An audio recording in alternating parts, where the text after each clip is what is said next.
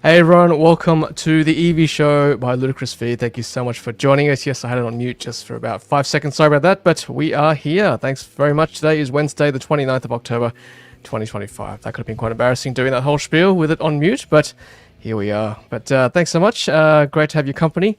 Big show tonight as always. Lots to chat about. And yeah, we've got loads of headlines to go through as well. So never a dull week in the EV space, of course, in Australia.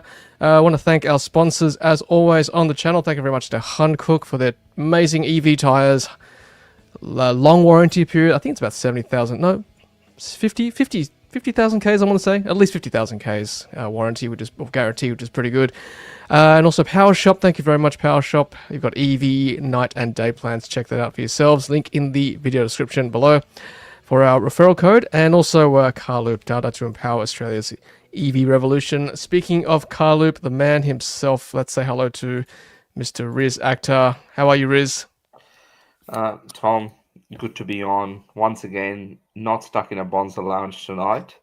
That might change next week, but I will definitely be flying up to Sydney and meeting yourself and plenty of others at the Sydney EV show, which I'm sure we will talk about. So a few things happening with those headlines, but also a few EVs being unveiled. So yeah, should be an interesting couple of days. Oh, should be a massive weekend coming up, Riz. So good to have your company there. And also, so good to have Roland from Zapped as well. Hello, Roland. How are we?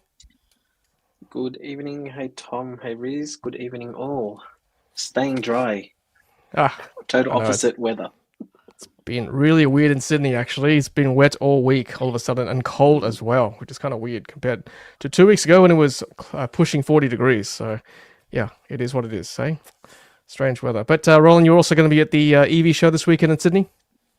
I will be there, so if any of the viewers are there, stop by, say hi. We're always happy to stop by for a chat. Absolutely. Yeah. So come along to the International Convention Centre. Let's pop that on the screen right now, actually. There it is. The Sydney International EV Motor Show. There are tickets available for Ludicrous Feed viewers. Just check out the link in the video description. It's a buy one, get one free offer. All weekend, Friday, Saturday, and Sunday. All three of us will be there in some shape or form over those 3 days. So come chat to us. Come listen to us on stage as well. There'll be some cars to look at as well, as Riz said, of course. It is a car show after all. And following that, if you can't get to Sydney, of course, there's also the Everything Electric show making their debut in Melbourne in a couple of weeks as well at the Melbourne Showgrounds, 14, 15, and 16th November. It is show season. So Melbourne's got their show as well in a couple of weeks. And then, of course, the Australian Electric Vehicle Association. They've got their show just before the Everything Electric show as well. So have a look at that if you're interested. There's the conference program link also in the video description too. If you're watching us live, please say good day in the live chat. If you're watching us on replay, thanks for joining us. And also, if you're listening to us on audio podcast, hello. Thanks for listening. Thanks for tuning in, wherever you're listening to us from. Let's say hello to some of our viewers who've tuned in nice and early. Hello, Gaffer. Nice to see you. I see some familiar names there in the chat. Hello, Lewis. Hello from Brisbane, where it's not 54,000 degrees today. No, it's not that in Sydney, definitely. Thank you. Hello to Jim as well. Thanks for joining us. Jim's got some good pictures for us this week, actually, so we'll put those pictures up of a car that he spotted this week. Hello, Gene. Nice to see you. Hello, Andrew from Western Victoria. Hello there. Yeah, George says, hey Tom, it's great to see you and watch the live stream again after a few years, but for tonight I can't wait to hear about the Mazda 6E. Yes, stay tuned, we've got news on that as well. So many spottings and sightings around town. Hello, Sim, nice to see you as well. Hello, Steve. Hello, Tassie EV from Hobart. Hello there. And yeah, thanks for joining us to all our guests nice and early as well. Thanks very much. All right, well, let's get into some of the headlines that we spoke about earlier today. Let's pop this one up first. So this is one of our first sightings, the Xpeng G6 refresh, finally spotted doing some engineering testing around Sydney. You cannot mistake this car. It's definitely an Xpeng G6, even though it's camouflaged. This is a photo, or a couple of photos from Drive, spotted in Sydney, I believe. Yes, Sydney roads. Roland, where is this? Let's see how well you know Sydney.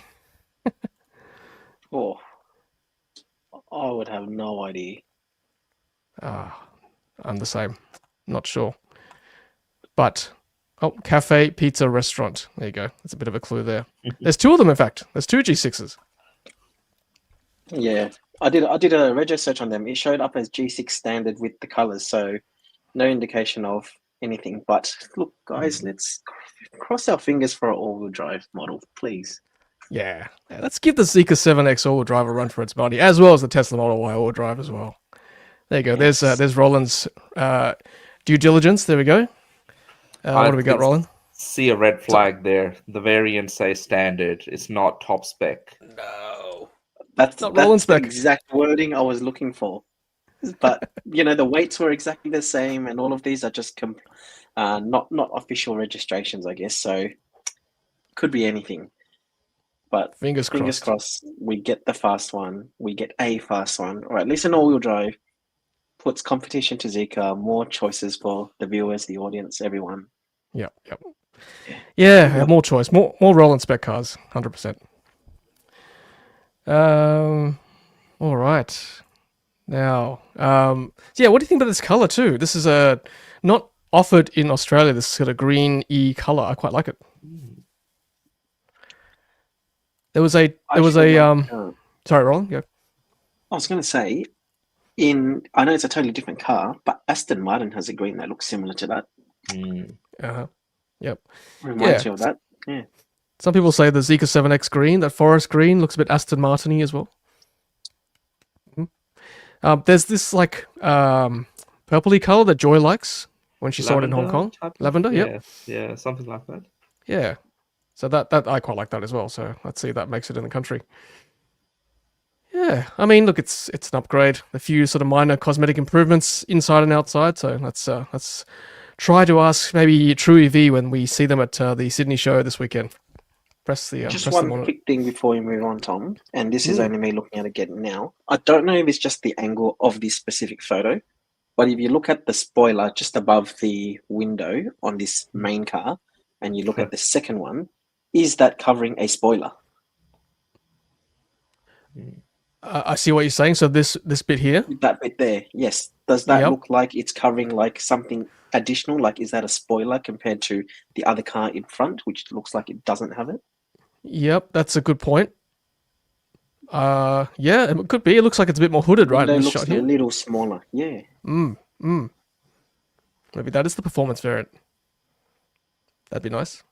Did the wheels look different? I couldn't see in the photos. Couldn't see the other one. Yeah, we can't see the other greeny color. Yeah, right. I mean, we did ask the question in at the Parramatta showroom opening, Roland. They were quite coy, weren't they, on the release dates of the all drive or the refresh for that matter. We'll see. And numbers. We have been asking. We did ask. I have updated numbers. I can tell you. Tell us, Riz. So, our shipping data came in, and it shows that just over 2,000 Xpeng G6s have been shipped into Australia as of the end of September. Now, do what you may with those numbers, but it is more official than what they're giving us. 2,000. So that's 2,000 in the country, not sold yet, right? No, 2,000 in the country. Majority of them are, of course, sold, but and 500 odd came in September. Okay, so they're if there are decent people numbers. waiting for them, if there are people waiting for them, then they would be wouldn't be too far, but it's far from the 1,000 that they said they'll be bringing every month. In a press release we got in about July, from memory. So 2,000 in total so far. And obviously there's this update, but there's so much competition in this space now. Like, mid-size SUVs, just C-Line 7 killing it. We have obviously the Model Y doing reasonable numbers in September. We'll see if that sort of slows down a little bit in the beginning of the quarter. So we'll see what October shows. But yeah, G6 still a very, very good car. The new one's even better, of course. Yeah, Sorry, go on. No. Go Roland. I was just going to say, earlier on the week, I forgot where I saw it, but Xpeng now have a inventory link on their website. So how Tesla traditionally has their inventory where you could actually buy cars that are already ready to go, Xpeng now have it as well, and they've actually got stock numbers. So like I'm scrolling through now, there's in stock one number, hashtag number 1347 133. So I do wonder how that naming convention works. But yeah, you could jump on there. I'll put the link in the chat. But it's basically the same as what Tesla has now. It's sort of like a online shop. Jump on, buy a car, pick it up. Nice. It's already in the country. Go for it. Mm. Yeah. Now we've got someone saying that's not a spoiler. It's the same as the front car, just the stickers falling off. Maybe, yeah. Does look a bit light, potentially. Yep. Thank you, Faisal, for joining as a member. Thank you very much. And he says that speaking of Model Y, picking mine up on Saturday. Congratulations. That's great. Congrats. Aaron says taking delivery of a standard silver/white on Friday. Congratulations. There you go. Jambrew Xpengs. Ooh, that's a bit of a jab there. Xpeng, where are they storing these 2,000 cars, Riz? Good question. Don't know. Yeah, 007. Yeah, I'm all for that too. Yeah, bring them in. Definitely.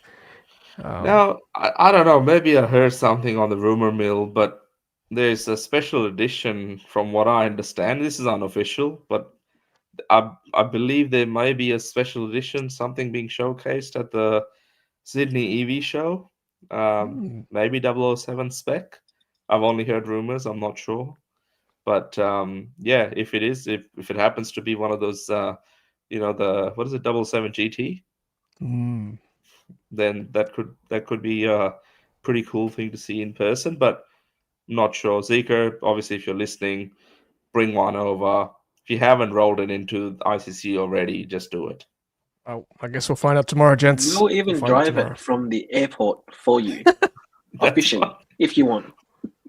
Well, I'll drive it from Jamboree all the way up to Sydney for you. Right. All right, wherever you're storing it, no problem. Got connections, no problem at all. Andrew, if you're listening. In all seriousness, I do hope it's in Sydney. I'm surprised it hasn't been spotted. Right, you normally see someone taking a picture of a car that's hidden somewhere, or hidden, right? Yeah. All right, let's hope. Fingers crossed.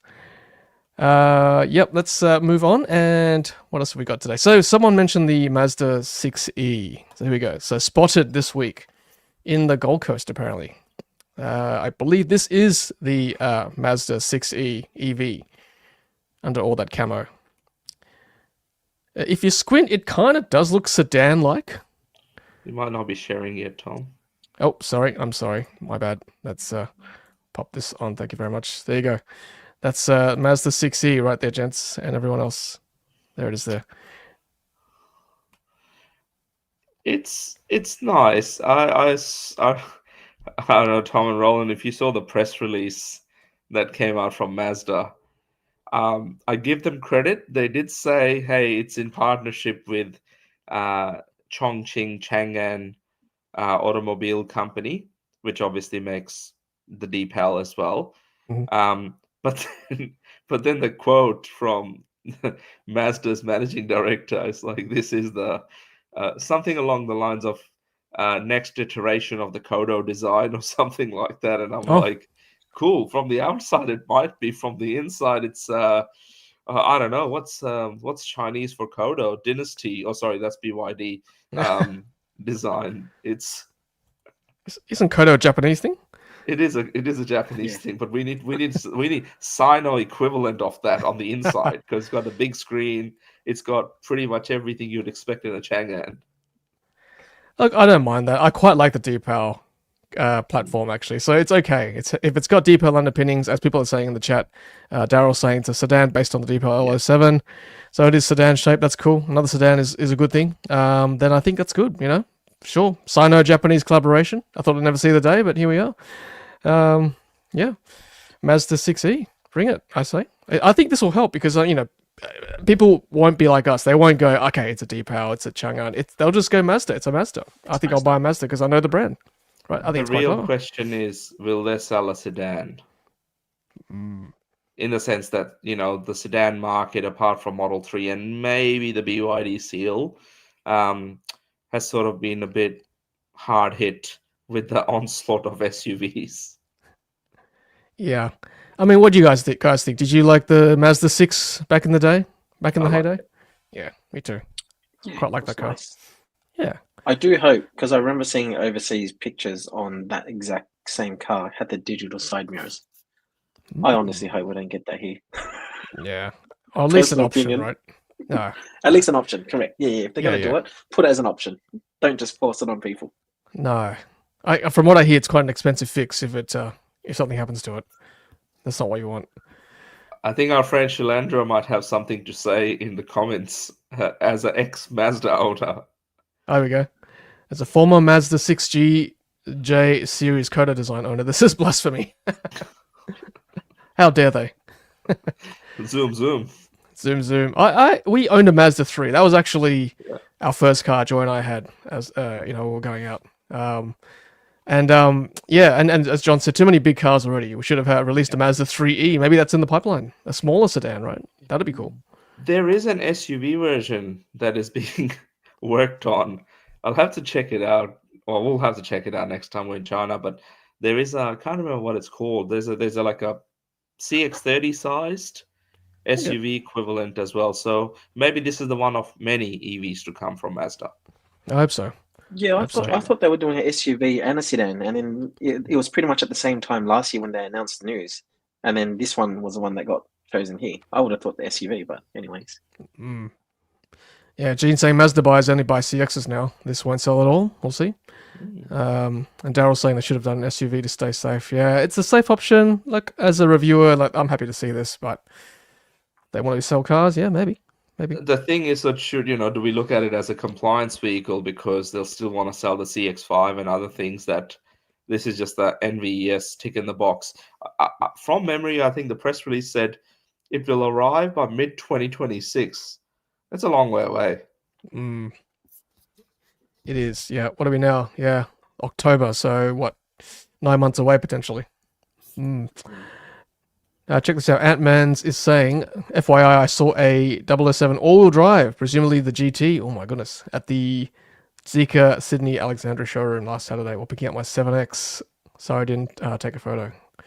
Oh, we needed a photo. Could be That would've the been good. yellow 007. I think it's there because I know the FR was at the 001 FR yes. was at Chatswood. That's true. That's not quite the GT. That's just 007 and the 001 Kimi Räikkönen that's running around. Well, Advance, how is your 7X? Oh, is that Riz? I said, Advance, how is your 7X? Yeah. How is it, Ant-Man? Hopefully it lives up to the hype. Yeah. There we go. Sofa saying, just for fun fact, from Xpeng inventory site, the stock number is 1949 in Victoria. That's a lot of stock. Is there a Jamboree equivalent in Victoria, Riz, where we can put these cars? No, the showroom, and it's connected to Lawbeck in Port Melbourne. It's they can probably store maybe 150, 200 cars max. So no, it's not that many down there. Ant-Man saying, yeah, it's awesome, good. Yep, and the yellow one is the FR. Okay. Yep. Oh, yeah. I think the yellow one is 007, isn't it? The FR is the 001. Yeah, that's right. Yeah. Cool. Yeah, we had a CX-5 obviously before the Model Y came along into our lives, and the Model 3. Good car, very reliable. Zoom. All right, so that's Mazda, and Riz's article as well in the Driven confirming yes, Mazda's second EV for Australia. There it is there, the 6E without the camo. Thanks, Riz. Cool. Well, how much range are we expecting? 78 kilowatt hours, you're saying? 500 Ks, I reckon. Yeah, that's good. Will it have an LFP battery, I wonder? Or just NMC? Yeah, LFP, 70 apparently. LFP, yeah, cool. Okay. Yeah, we mustn't forget the MX SUV that's now discontinued, of course. Nearly 18 months since they last sold that car. 1.5 tons. Okay. Brake tire capacity. Look, not a bad looking car, honestly. Not a bad looking car. Yeah. All right. Keep your eyes open for any more sightings, guys, of the Mazda 6E. We'll try and get some info as well on Ludicrous feed, so stay tuned.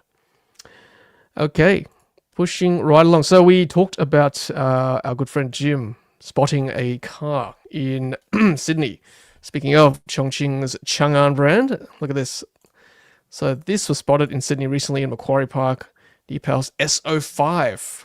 You know the S07, which is a rear-wheel drive 89 kilowatt hour NMC battery. This is a rear-wheel drive.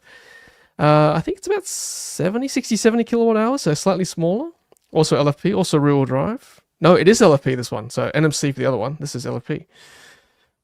So this could be quite interesting, guys. Hmm. There's some Looks pics smaller there from tyres. Jim. Yeah, it is a small car. There you go. It's almost like hatch-like, isn't it? Not quite SUV sized. Hmm. At the back here. Looks similar to that Mitsubishi ASX in the background in terms of its size. How dare you? Hey, you're right. Mitsubishi, the new Mitsubishi ASX, this car could possibly be priced the same as that because that ASX now starts at something like 39 grand plus on-roads. Mm. So the Deepal S05 fully electric could be priced around there, or maybe a little bit more. But we're getting Leap Motor B10 and other cars coming in that under 40 grand price point now, which is should be interesting to see how it competes with similar new ICE models that are being launched. Mm. Yeah, 4.6 meters. I just looked up, so it's about the same size as the Geely EX5. EX5. Yeah, so small SUV. Doesn't look that big actually in the picture, but 4.6 is still reasonably big. And we know the Deepal S07 is selling from 49 drive away, so you'd hope this would be under 45, right, to be competitive. So fingers crossed, there's some opening special there. And hopefully some sort of media day reason rolling. We'll try to get our first drive in this country. That'd be good. 2 tons, okay, not bad. And I did get to drive this in China earlier this year on their proving grounds in Chongqing, so that was quite a privilege and honor to do that. So that was fun, and it does drive well. It's a good little zippy little thing, so I think this will do well. Slightly bigger than the Atto 3, I think Richard was asking. Atto 3 is about 4.4, I think, 4.5. Yep. Have Deepal fixed charging speed? That's a good point. Leap Motor B10 is 160, whereas C10 had 80 or something. Okay. I'll have to look that up. Not sure. Riz's article says charging specs 150 kilowatts in Thailand, so that's not bad. Not bad. AC still 6.6. That's slightly disappointing. Hopefully that'll be bumped up. Quite low. But yeah, 11's got to be. Surely it's got to be the minimum these days. I would have thought. Yeah. Yeah, Tony says, I like all these sub 40k SUVs. Yeah, that's right. This one, hopefully, BYD Atto 3, B10 that's coming, MGS5. Yeah, there's a lot to choose from. EX5, yep, absolutely. Yeah. Have we reached price parity? That's a good point. Have we reached price parity? Riz was talking about the ASX before. Some Very segments we have. Yeah. I mean, certainly you would think twice now, right? Buying an ICE, surely, if you're just going to buy a city car. The challenge though is that even though we have cars like mid-sized SUVs like the Leap Motor C10, which I think is a reasonable car, like compared to similar ICE vehicles, the brand awareness is just not there, and people still have an affinity and a trust factor with those larger brands. So it's interesting that they can sort of ask those relatively high prices compared to what their cars used to be, and still get away with it. But I think there will be a time where the switch will flick. Yeah, that's right. And is it right for these legacy brands to charge a premium, right? The Japanese brands have been around, the Korean brands, obviously the European brands. Does the legacy badge still hold, right? I've got a BMW at the moment from as a press car. And look, it's a nice car, but obviously you're paying that premium for that badge. Guys, what do you think? Is it still worth the 20-30% markup these days? Some people's mindsets won't change. I've got colleagues that they stick to a particular brand for many years, and that's all they will drive. Can't change Yeah, that. I had a Ghost before the Spectre, and it just stick to it. Yeah, you know what you're getting. The hand stitches, that you get in the seats. You're not getting that comfort anywhere else. But on a serious note, we look at what the Zeekr 7X offers in this market. European brands are going to ask twice that price. So that's what we've got to sort of look at, like an equivalent mid-sized SUV from someone like Mercedes, for example. I don't think they're selling the GLEs even after the massive price cuts. I think it's still over 100 grand, Mhm. and the car is not even half as good as the 7X and what it offers. Charging, quality of materials, build, tech, just the whole package. And if that's the price point we're hitting at now, what's about to happen? A really good example, actually, I think last week Porsche announced their earnings, and there's major troubles at that brand now, because what they've done over the years have really, really increased the prices. Like a 911 now.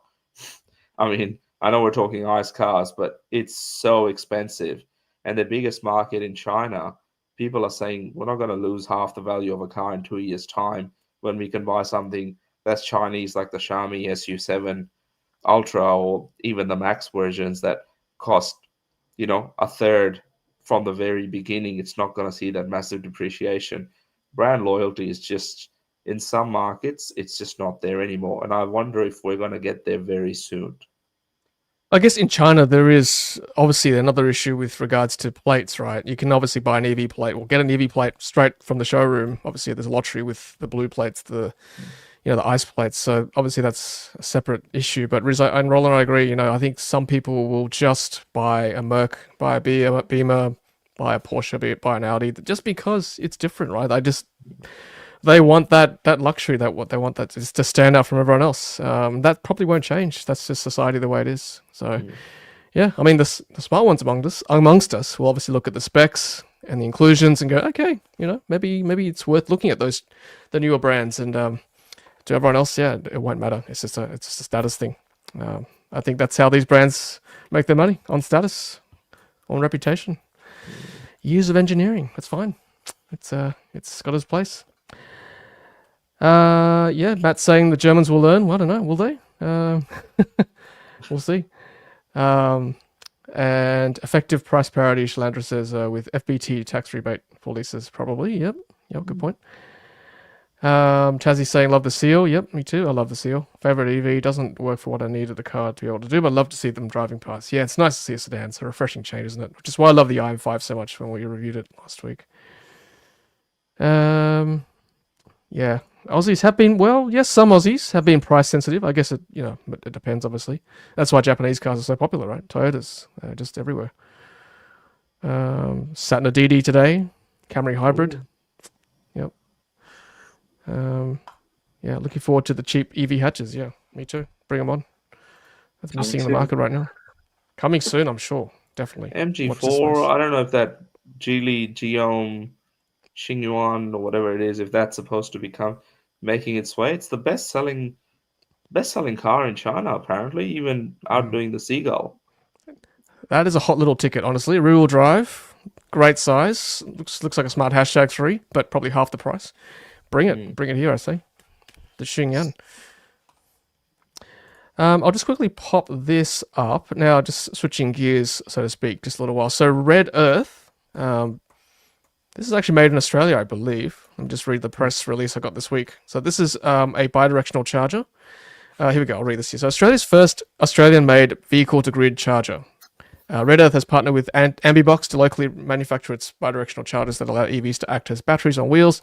Pre-orders for 11 kilowatt three-phase Red Earth V2G charger starting in November. So pretty soon, with an RRP of $9,990 ex GST. Customers expected to be delivered February 2026. So just to give you an idea, Sig Energy's DC module is round about probably five or six grand now with the recent discounted pricing. So Yeah, I guess 10 grand, gents, for a V2G is asking a lot, but it is Australian made. That's one thing, and it is AC, not DC as well. So, what do you guys think? Is the price too steep? Is it right?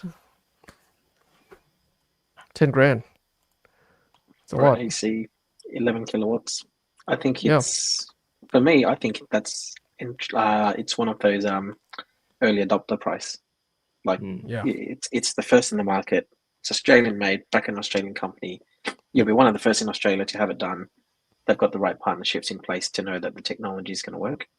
Yep. But it is one of the first, so you will pay that premium. Yep. Good point. Yep. Yeah, I guess I'll put my hand up. I don't know enough about V2G or the technologies, but hopefully I get to learn a little bit more this weekend because the founder, I think, and CEO, Mark, is going to be on one of the V2G panel discussions on Friday afternoon at ICC. So hopefully I'll learn a little bit more. But yeah, for first, as you said, Roland, first version of a product in Australian made, possibly using components and other things from other parts of the world. But I know they've been working on it for a while, so it'd be really cool to see that they're making progress from a product release point of view, and hopefully encourages the market to sort of see what's possible within Australia, and hopefully we'll see this product evolve as well. Yeah, I think personally it's quite steep, 10 grand. And I don't know if that includes installation either. So you probably got to add that on top, and it's only AC, right? So you can only pump out 11 kilowatts. If you got a DC V2G, like say the EV DC charger module from SIG, SIG Energy's taking the market share at the moment. They've got lots of batteries installed, so it's just a simple matter of chucking another module on top of your stack. It's a much easier sell. It's DC. It's half the price. I don't know. I think 10 grand might be too steep. Is it worth the 5 grand premium for an Australian made product with, as Riz said, some components? Don't know if it's all Australian made, but yeah, I guess time will tell, right? Hopefully this encourages, as you said, Riz, more people to bring their products to market, because that's what we need. We just need more products to bring that price down, to make it worth your while. Because as some people are saying, what's the ROI, right? It's what's the return? It's going to take a long time to recoup that cost. 50% too high, says Lightning as well. Hey Tom, did the press release say it was AC? Because I was just on Red Earth Energy's website, and there's an FAQ section for that same picture that you've got up on screen to say early 2026, and it says the first FAQ is when will they be available to buy, and it says we expect the certified 11 kilowatt 3-phase DC bidirectional charger to be available for installation. Okay, apologies if it is DC. Yeah, okay, well in that case, even if it is 11, the SIG is either 12.5 or 25 3-phase. 25. So again, it's a lot lower than what SIG is offering. So, I mean, I'm not paid by SIG, don't worry, but I'm just saying, like, the numbers are there, right? So, okay, thanks. I'll have to look at the press release again, but that's good. Good that it's DC. I guess one quick point on that then, if people currently do not have a home battery, that is SIG Energy, and there can be some level of government support, whether it's part of trials or other things, to bring the price down, or if they sell plenty of them, then the price may come down. That could help some other people, I guess, have a look at the V2G technology. But yeah, if you've got existing home batteries, which seems to be what the government is pushing with the new, since I think from July, when they've got the rebate on home batteries. So that might be an option for some people. Yep, good point. Good point. Yeah, not everyone has a SIG battery, of course. So yeah, this could be an option for others. So maybe they're playing to that as well, for those who don't have SIG. Think of us poor Powerwall owners. Not poor, still good battery. Still good. Yeah, okay, cool. Yeah, Tony's saying you won't get ROI on V2G, but look, it's not always about ROI, of course. It's also V2H. It's a nice backup to have that kind of power for your home, right, during winter, when you want to blast your house with heating, or even summer when it's stupidly hot. as well. Yeah, Steve saying get a battery with government subsidy. Yeah, obviously the subsidy is much better value now compared to buying this outright. So, yep. Let us know in the chat or the comments if you are interested in one of these, because I'd be curious to know actually how it goes, how they sell these. All right, let's take a little break, everyone, and we just thank our sponsors once again. So, no, that's not our sponsor. This is our sponsor. Let's thank you, Hankook, for their Ion tires with their fantastic guarantee. Thank you also to Power Shop. If you want a more stable electricity plan, yes, check out their EV day and night plans. And also thank you to Riz from Carlube. Thank you to Carlube for their data to empower Australia's EV revolution. Thank you, Carlube. Okay, let's switch gear once again. Oh, and Jim's saying over 100,000 batteries installed since July. That is crazy. Cool. That is insane. I think I did the maths on this. The subsidy has got enough legs to supply 250,000, I think, if everyone installs a massive battery. So it's been 3 months or 4 months and it's already killing it in that space. I think I also read every 9 days, equivalent of the Hornsdale battery is being installed in Australia. So a lot of batteries are coming on the market. No surprise. That's great. Gaff is saying, looking to get a home battery, but still confused as to whom to go with. Yeah, lots of options out there. Yeah, well, look, I popped into All Energy, which is the big energy show today in Melbourne. It's overwhelming with the amount of stuff that's there. But if you want to know, don't go to that show if you want to know what battery's right for you, because everyone's selling you a battery. CATL were there with their big batteries. BYD's there. You've got small home, residential, solar canopy, batteries, chargers, you name it. But it's just so amazing to see how much buzz was around the show. So much interest in renewables and sort of clean energy and clean tech, and that show just keeps growing and growing. So they had a proper EV infrastructure section, met a couple of, industry colleagues and others there as well. So if you happen to be in Melbourne, pop in, it's free to attend and just have a look. It's just mind blowing how much buzz is there. And I think in 2 to 3 years' time, we're going to be seeing that in the EV space as well. Just from a personal point of view, I would be very cautious about buying a battery that's hasn't got the numbers behind it. I chose SIG because you know what it's like, power of numbers, right? If something is wrong with the battery or with the car, you've got forums everywhere to help push that to the OEM, right? It doesn't always work, but at least you've got that kind of safety numbers. So Tesla, SIG, some of the smaller guys, yeah, it's cheaper, but that's what concerns me personally. I don't know. I've heard good things about SunGrow as well.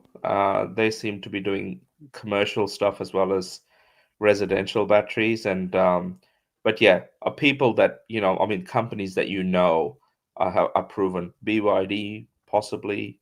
There's do your research. Yeah, there's a lot out there.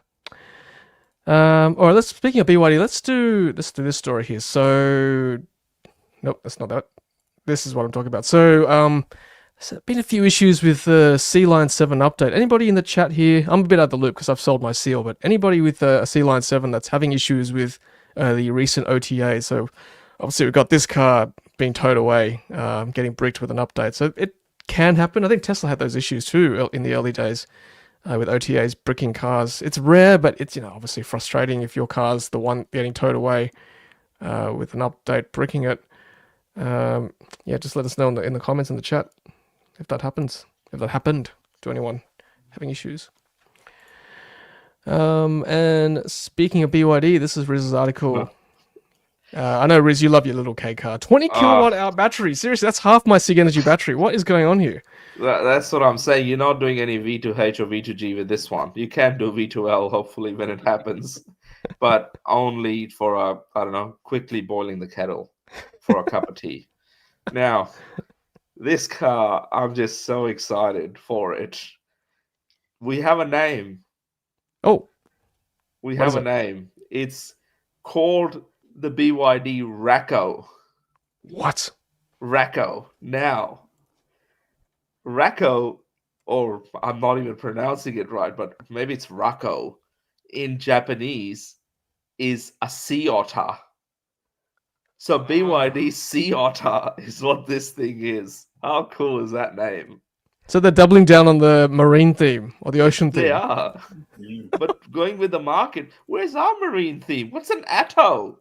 It's a unit of time. Yeah, that's right. I mean, if it was something like, I don't know, a molecule in seawater or something, I can understand. But yeah, anyway, BYD Racco, it has been unveiled. Um, and it is a cool looking thing. Expected to start in Japan with sales based on their K car sort of guidelines. Expected to go on sale in summer 2026, which Japan time would probably be Q2, Q3 next year. I mean, Japan is the right market for this car, right? They love the little K cars. What's the Nissan one? Nissan Sakura. Sakura. That's it. Cherry Blossom. Yep. Yeah. I mean, 100 kilowatts. Are you sure for DC charging speed for this battery? Hey, reports in China, they just pull any number out and I go with it, that's what they're saying right now, 100 kilowatts. But as I've clearly put out there, the Atto one with 30 kilowatt hour battery pack has a peak charging speed of 65 kilowatts. So even I'm a bit skeptical of what this little Sea Otter can do, but we have hope. BYD might be working on some really insane low capacity, high charging battery that we don't know about yet. God's lightning bolt. 100 kilo. That's seriously 100 kilo. I'm a bit skeptical about that one too. That's quite dubious. 100 kilowatts for a 20 kilowatt hour battery. The pictures have been unveiled now of that car, so you can find them online if it's not in this post. But I think that's the car. Yeah, you need another article. That's right. I think that's the car that we need here. The even smaller one, because sliding doors, K-Class, like you will not have any issues in a shopping center. You won't have any issues in the bike lane, Roland. You'll be fine. Yeah, that's true. That's true. Yes. Okay, so 6 hours ago, these photos were launched. Okay, so yep, very Japanese, very K-car like. Another Sino-Japanese slant there, gents. Good to see China trying to make friends with Japan. That's good. Would you seriously consider this as a second car in inner city, Sydney or Melbourne? Seriously? I would. Okay. Genuinely. Comes down to the safety. Yep, that's true. Yep, better than runners. Hey, Riz. Yeah, it's better than runners. 20 kilowatt hour. Hopefully it has V2L. Do some stuff. You can park it. What the Chinese love to do in a lot of their car promo ads. You can open the doors, park it right next to a lake, stick out a fishing rod, and start fishing from the lake. I'd love to be able to do all of those things in the back of the BYD Racco. I would. You don't need self-parking. I'll just oversteer this into the spot. Just slide it in. No problem. This global survey is saying looks like a Penguin. It does actually. Yeah, Penguin will work too. How would it compare to a Kia Picanto or a Fiat 500? I think it's the same length. What's the Picanto? Picanto might be a bit 3.8, is it? 3.5 actually. Yeah. What's the length of this? I'd pick this any day. This is 3.4. Sliding doors. 3.4. Sliding doors in the rear. Yeah, that's cool, huh? Convenient. That's cool. And I remember looking at the Sakura at the EE show many years ago. It's like a little TARDIS in there. There's so much room. There's another popular car in Japan called the Nissan Honda N-Box. Mm-hmm. And that's very, very popular in this K class range. So fully electric. In 2024, Nissan sold 24,000 Nissan Sakuras in Japan. So there seems to be a bit of market there. And I know at one stage, a couple of years ago, they weren't able to produce as many as they were selling. There's definitely a market there. Build your dreams 20 kilowatt hours at a time. You could probably stack them modular. BYD. What's C base? Oh, I like that. Irakanji. Yeah, BYD Irakanji. It's good. BYD Sea Urchin. BYD Tin Can. Be driving coffin. Yeah, it's a bit macabre. Oh, Hopefully jeez. it's safe. BYD herring. Yeah, that's good. Good name actually. BYD barramundi. I like that. It's good. Australianize it. Riz from the Spectre to the Urchin. It's a bit rough, isn't it?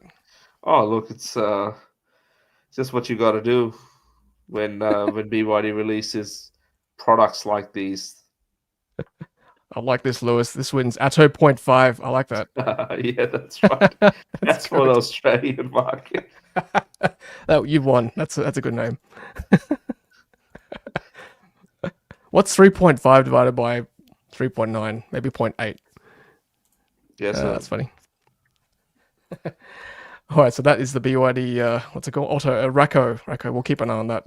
Hopefully we'll get invited, guys, to some sort of media day. We'll spin that around, maybe Chatswood car park. It's enough. I think we don't need to go anywhere else for that. Okay, so we talk about China time a lot, right? China time for me, for Riz, probably for Roland, means it's happening quickly, right? We know they launch products all over the place, even just for one product line, like the Xpeng G6. Before it even takes off in Australia, the refresh is already done. So we've done that story to death. Zeekr's going through the same thing, all right? So we've got new videos of the Zeekr 7X with their golden brick batteries, 630 kilowatts. That's insane. 900 volt architecture. That's just stupid. 630 kilowatts.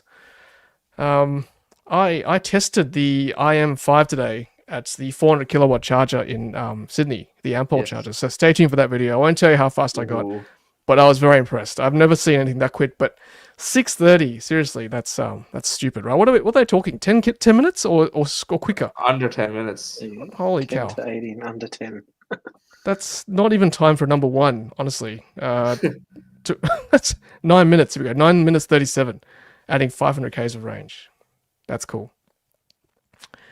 So the question is, as always, gents, do we wait for this car? Do we snap up the 7X that we've got already on order? What do we do? China time is upon us again. Yeah, I always say the current generation we have here is the best you can buy today, and I think we touched on it last live stream as well that these is at the moment China only product. We could be waiting 18 months to 2 years for something like this. Could be sooner, but history says that usually we wait a little bit longer. Yep. Yeah, it's insane. I won't show the whole vid, but I might just scroll a little bit here to see if I could just make it bigger. Here we go. Yep. And I think people have to remember, to that point, it's like 600 something kilowatts. We've only recently just had those 400 kilowatt ones installed. Like, even if you could buy this car, yes, there's other differences, but obviously this is one big thing about their latest version. We're going to charge it, even if they did bring it here. Yep. Great point. So at 80%, it was pulling 330 kilowatts. That's crazy. That's crazy. I mean, today, my test, I was seeing 200 kilowatts plus pretty much for most of the charge, right? You wouldn't get those speeds even with Tesla for most of the charge curve. So, as you said, like we need these chargers anyway on the highway. We don't have them yet. So it was great to see that, but it's a one-off, right? So we need Zeekr, we need BYD, we need Xpeng to bring their chargers here. That's what they got to do. Is it too quick though? Is it too quick for our sort of lifestyle where we're pulling up somewhere and and if we're pulling that sort of power, we'll have to pay for it. Would you pay $2 a kilowatt hour? Do you know what I mean? It's the So I went on a road trip recently down south, and 2 adults, 2 kids. My kids are both under 10, and there is no way that everyone going to just a quick bathroom break as a stop, 10 minutes. No. Impossible. I'll be paying idle fees for sure if it was charging that quick. Yep. So like today, the test, the 400 kilowatt chargers are a fair walk from the service station. Like I'd say probably 3-minute walk maybe at a slow pace. So it's already a 6-minute trip there and back. By the time you order some food, by the time you go number one, you're done. You got to walk back. So you got to move your car, right? And any quicker, 10 minutes, you probably have to stay with the car, I'd say. You probably can't go too far. Otherwise, as Roland said, idle fees will start to accumulate. So, yeah, the question is longer range or quicker charging speed? There you go, take your pick. And especially if you've got young kids, as Roland has. It's a slow stop. It's not a quick stop. Well said. Anyway, still, I think it's good to have this option for the, for uptake. People want to charge quick. They're in a hurry, right? You see the drivers on the road. They want to go. So for those who want to go, then we need this kind of stuff. So happy to see it. Okay, that's Zeekr. And what else am I talking about? Here we go. We'll move on to Tesla now. So Tesla charging hardware in the UK available, and Germany as well, available for. Now I'm confused by this. So is if you buy the hardware from Tesla, will they manage the charging for you? Is that what this is saying? I think what it's saying is that, let's say you've got Tom's Pies along a highway, and Tom's Pies wants to install charging hardware. Instead of picking Kempower, something else, pick Tesla V4 Superchargers, and you pay for the hardware. I guess Tesla will remotely manage the uptime and all of those other things like Tesla usually does, because I've never really seen anyone else at a supercharger aside from Tesla unless it needs repairs. So maybe it's that sort of approach. You buy the hardware, you get it installed. The hardware might be cheaper than what else is out there purely because of the scale of Tesla, and they want hosts to install their chargers, and then Tesla will manage the rest of it, which is give you access to the app and all of those other things. So yeah, it's a good thing. We'll see if anyone actually picks this up in Australia. So you'll say Tesla will still manage it. So you still have to download the Tesla app and use it via the Tesla app. My understanding is that's the way it would be. But if you're a big enough company where you have your own app, I think that, I'm not sure if in the UK they've got the EG Group has their own app or not. I think they do because they brand them differently. Then you could use a different app as well. Okay. Yeah, interesting. Like, could a brand like ChargeFox buy these and install them, or get someone to install them, right, on the network and use the ChargeFox white label app? Don't know. Lewis is saying I should get the Tesla Supercharger skin for my SIG battery. That'd be quite fun, actually. Karaoke unit, yeah. I'll be singing, definitely. If I had that, it's not a bad idea. Yeah, and Charles is saying even shows up as a supercharger in the Tesla car. So that'd be handy. It does auto nav preconditioning. That would be quite good, actually. Yeah.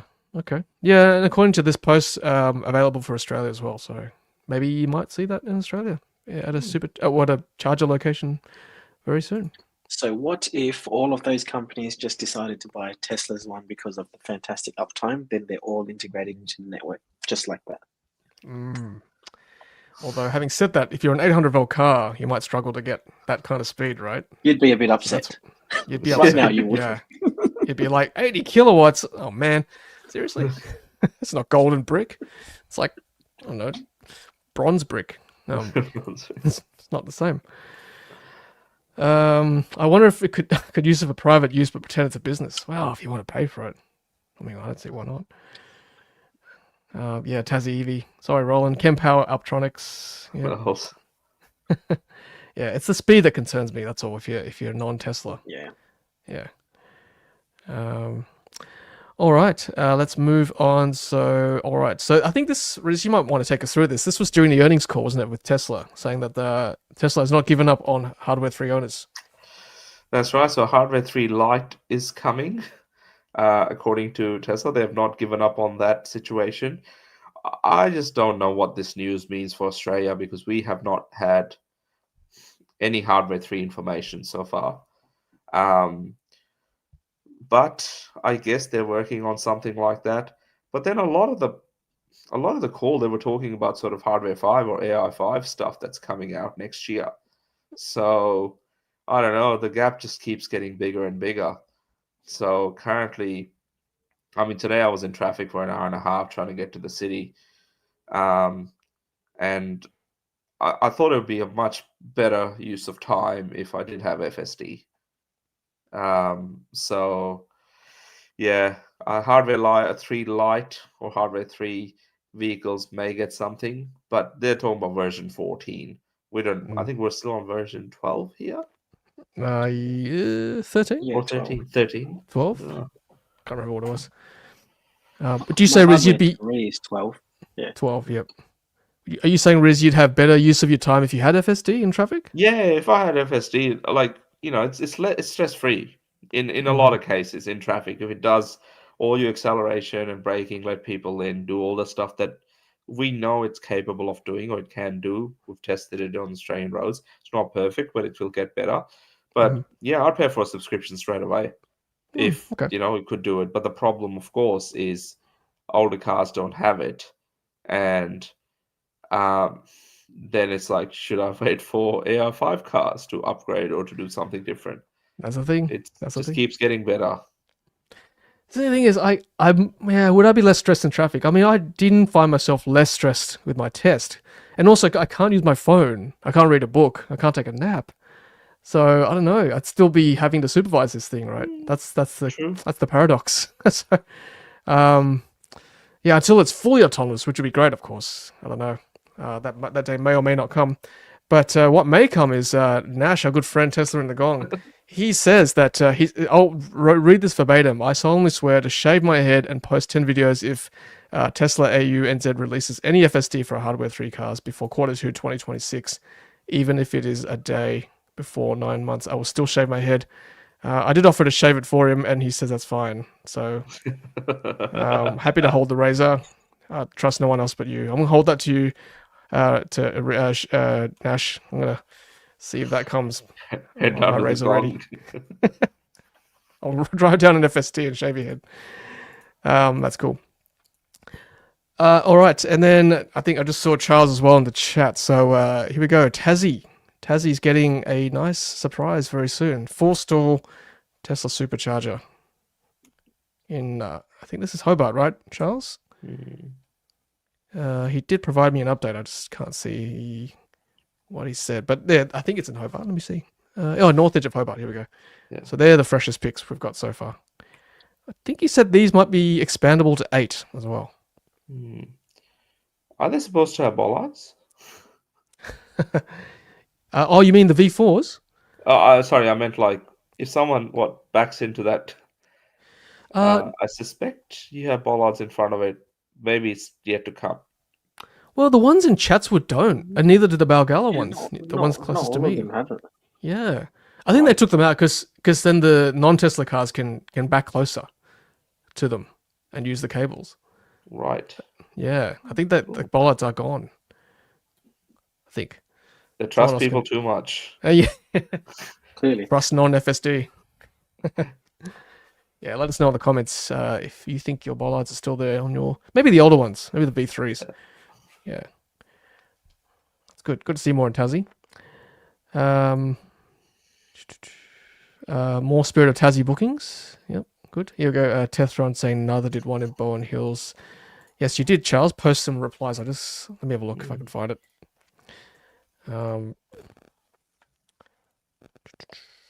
Actually, speaking of Spirit of Tasmania, I know it's a bit off topic, but when is our new boat coming?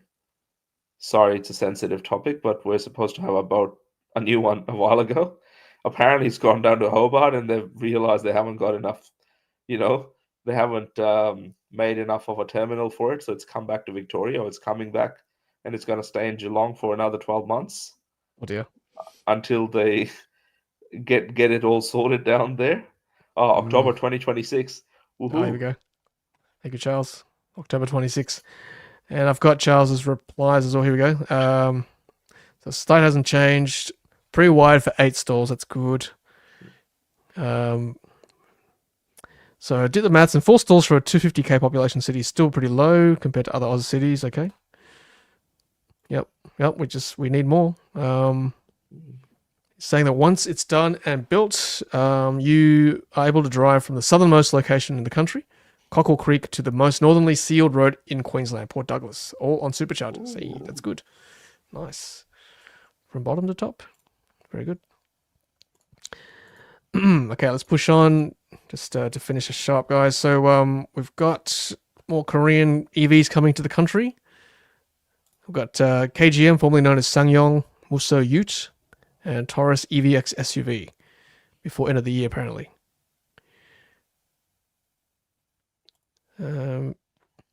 Musso is currently a dual cab Ute that's currently available with a 2.2 litre diesel in Australia, starting from 42,500.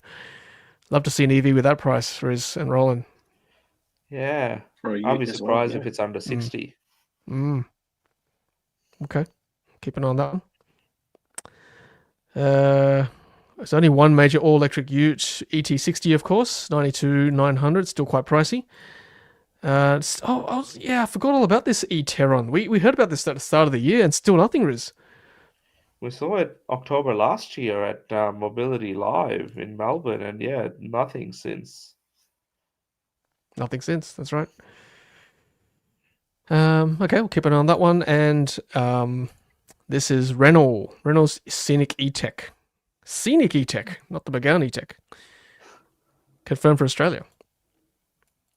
Ooh, Another small SUV, maybe? Mid-sized? Small? small.